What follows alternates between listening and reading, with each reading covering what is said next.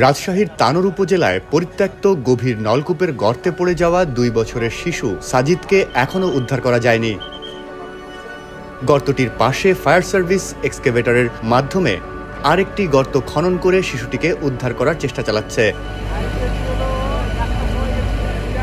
তবে প্রায় 30 ফুট গর্ত খোঁড়ার পরেও এখনও উদ্ধার করা সম্ভব হয়নি সাজিদকে।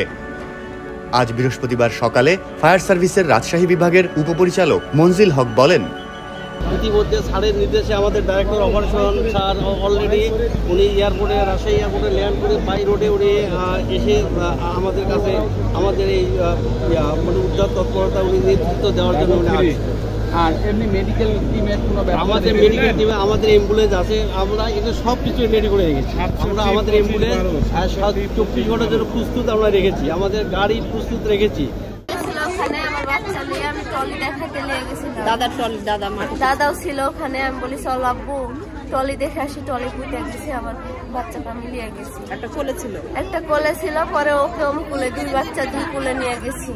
আমার হাত লাগে গেছে, আমার ওই বাচ্চাটাকে আমি নামায় দিছি, আব্বু হাইটে চলো। পরে হাইটে যায়, পিছন যায়, আমি সামনে দিয়ে যাই।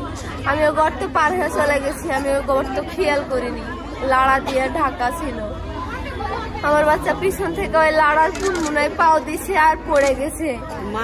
মা মা করে ডাকছে, আমি পিছন ঘুরে তাকায় দেখছি আমার বাচ্চা নাই। আমি বলছি মনে হয় পুকুরে পড়ে গেছে আমার বাচ্চা। পরে আমি ধাপ দিয়ে আসা দেখছি না, আমার বাচ্চা গর্তের থেকে আমাকে মা মা করে ডাকছে।